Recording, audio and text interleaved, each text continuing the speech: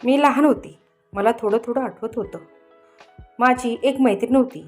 तिने तिच्या चुलत भावाबरोबर असं काही केलं होतं की तिच्या आईवडिलांनी जो निर्णय घेतला, जे माझ्या मैत्रिणीसोबत केलं ते पाहून पूर्ण गाव थरथर कापू लागला होता.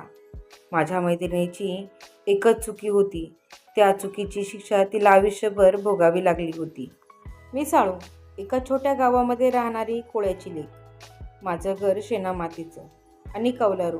माझं घर एकदम छोटंसं. त्याच्यामध्येही माझा एक भाऊ, तिघी बहिणी, आईवडील आणि आजी.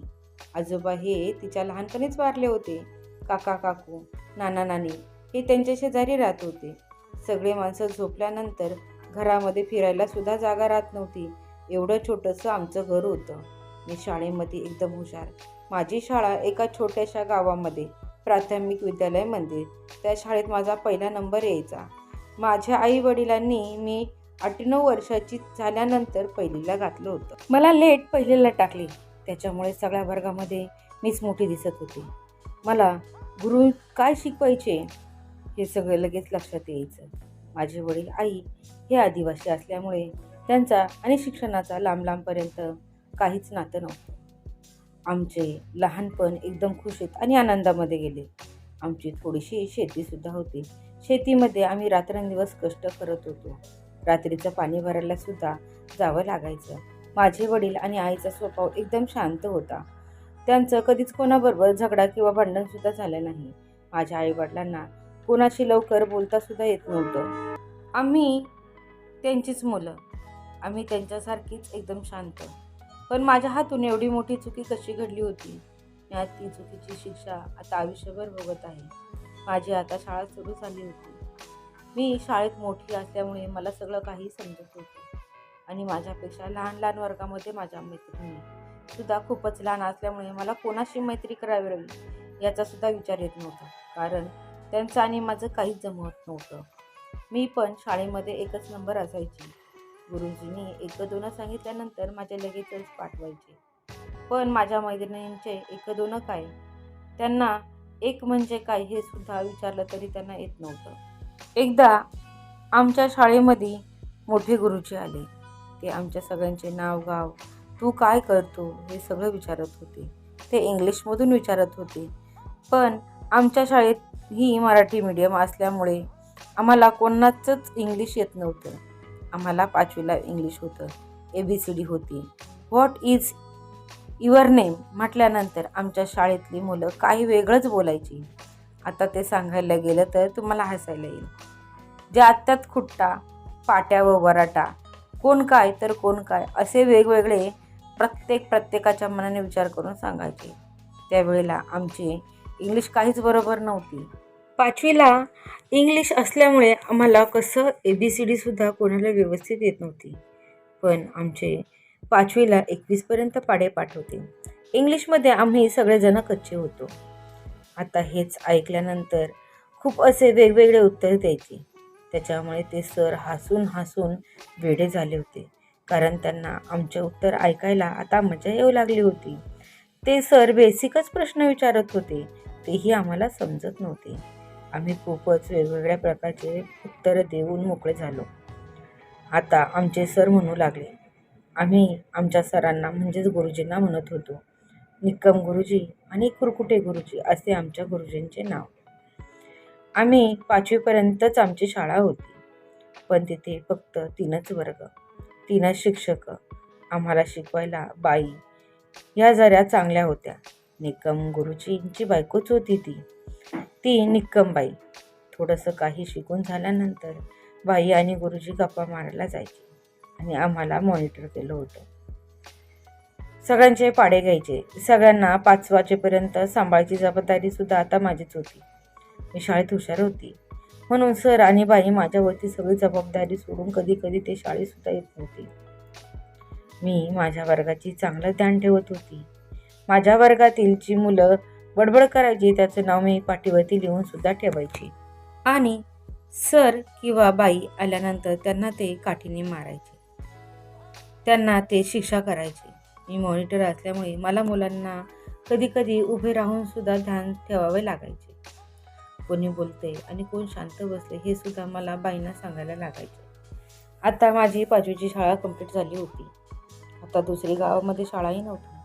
माझे वडील आदिवासी, मी आदिवाशाची मुलगी. माझे वडील गरिबीने पूर्ण ग्रस्त झाले होते. त्याच्यामुळे माझं शिक्षण पुढचं होईल हे मी कधीच स्वप्नात विचार केला नव्हता आणि ते कधी पूर्णही झालं नाही. माझ्या लहान्या बहिणींना माझ्या वडिलांनी हॉस्टेलमध्ये टाकलं होतं. पण मी वयाने मोठी होते आणि दिसतही होते मोठी, म्हणून त्यांनी मला हॉस्टेलला टाकलं नाही. मी आता घरामध्येच राहत होते. 2-3 वर्ष मी घरामध्येच राहून शेती करू लागले होते. माझ्या आईबरोबर मी शेतात जाण्याची, शेतातली पडलेली कामंसुद्धा करायची. निंदणी, खुरपणी, आवणे, सोंगणे सगळं काही शेतातली कामं मी करायची. अचानकमध्ये माझा पाया कसा काय घसरला हेच मला कळालं नाही. आमच्याच जातीतला मुलगा रोज माझ्या घरी यायचा आणि तो रोज मला बघत असायचा. मला त्याच्या बघण्याचं कारण काही समजलंच नव्हतं.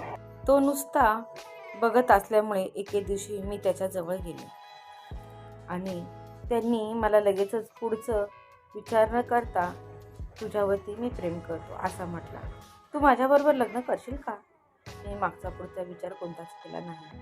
मी त्याला होकार दिला. त्यांनी माझे नको तो गैरफायदा घेत होता.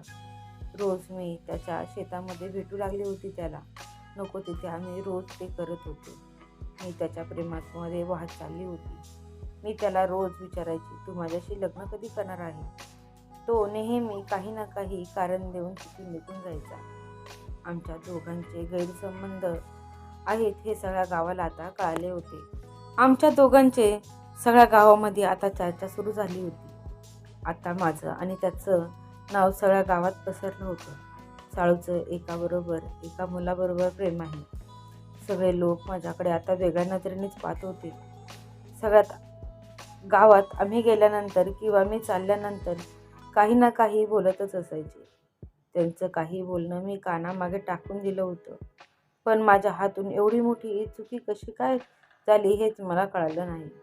आमचे गैरप्रेम संबंध चालू झाले होते हे माझ्या आई वडिलांना सुद्धा माहीत नव्हते.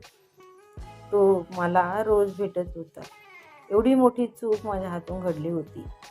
मी कधीच विचार केला नव्हता की माझे पिरियड काही येत नव्हते. मी माझ्या आईला म्हणाले, आई माझे पिरियड आले नाही. तेव्हा माझी आई मला थोड्या दिवसामध्ये येतील, 2-3 दिवस वाट बघ. पण माझे पिरियड काही आलेच नाही. माझ्या आईने मला दवाखान्यात नेलं. हिचे पिरियड येत नाहीत. आता चौकशी सुरू झाली.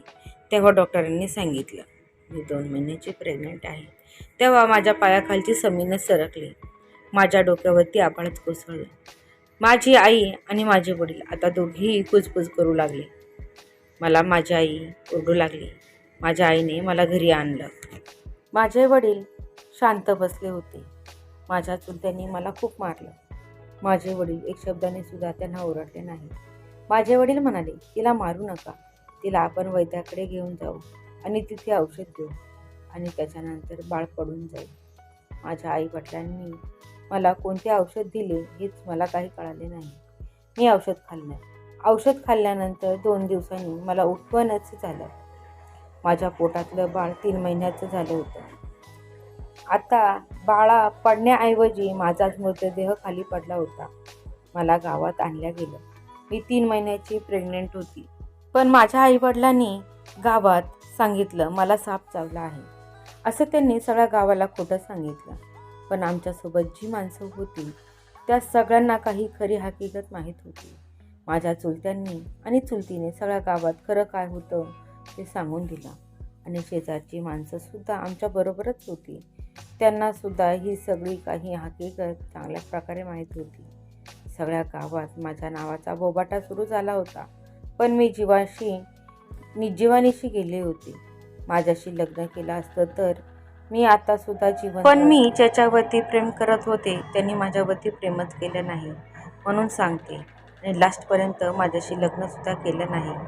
माझे वडील त्याच्या घरीसुद्धा गेले होते पण त्यांनी लग्न करायला साफ नकार दिला होता. माझ्याकडे जीव देण्यापलीकडे पर्याय उरला नव्हता. मी 3 महिन्यांची गर्भवती. माझ्या पोट आता दिसू लागलं होतं. मला गावात जाणं आता नकोशी झालं होतं. सगळा गाव माझ्या नावाने बोंबड्या मारत होता. साळू प्रेग्नंट आहे, साळूला दिवस गेले आहे, साळूला दिवस गेले आहे. सगळा गाव तिच्या नावानं ओरडत होता. मी आता घराच्या बाहेर सुद्धा जात नव्हते. माझ्याबरोबर माझ्यावरती प्रेम करणाऱ्याने लग्न केलं असतं तर मी आजही माझ्या बाळाबरोबर जिवंतच असते. मी आता जीवानीशी निघून गेले आहे. या जगात मी जिवंत नाही, पण माझा जीव अजूनही भटकत आहे. कोणावरती विश्वास करायचा आणि कोणावरती नाही हे अजूनही मुलींना कळत नाही. त्याच्यामुळे तुम्ही प्रेम करा, पण जो प्रेम करणारा मुलगा आहे तुम्ही त्याच्यावरती प्रेम करा. तोही तुमच्यावरती प्रेम करतो की नाही याची तुम्ही खात्री करून घ्या. नाही तर तुम्हाला सुद्धा साळूसारखा जीवाला मुकावं लागेल. तिचे आई वडील कडक असल्यामुळे तिला तिचा जीवसुद्धा गमवावा लागला. एका जातीतला मुलगा सुद्धा कधी कधी आपल्याला नकार देतो. त्यांनी तर दुसरं लग्न करून तो त्याच्या संसारामध्ये आता रमला आहे, पण माझा जीव या जगामध्ये नाही. त्याला आता 3-4 मुलं झाली आहेत. माझी आठवणही कोणाला येत नाही. कुठेतरी माझे आई वडिलांच्या मनामध्ये माझ्यासाठी जागा असेल. सगळा गाव आता विसरून गेला. साळूसारखं तुम्ही कोणावरती प्रेम करत असाल तर त्याची खात्री करून घ्या. तो सुद्धा तुमच्यावरती प्रेम करतो की नाही याची. साळूसारखा नाही तर तुम्हाला सुद्धा तो धोका देऊ शकतो, याची तुम्ही नक्की खात्री करून घेत जा. तर मित्रांनो, तुम्हाला ही छोटीशी गोष्ट आवडली असेल तर नक्कीच लाईक करा, शेअर करा. छान छान गोष्टी पाहण्यासाठी क्रिएट रिअल स्टोरी या चॅनलला सबस्क्राईब करा. सगळ्यात पहिली नोटिफिकेशन तुमच्यापर्यंत पोहोचण्यासाठी ऑलवर सेट करून ठेवा. धन्यवाद. आणि तुमच्यासोबतसुद्धा अशी काही घटना घडली असेल तर नक्कीच मला कमेंट बॉक्समध्ये कमेंट करून सांगा. Bye bye. भेटूया पुढच्या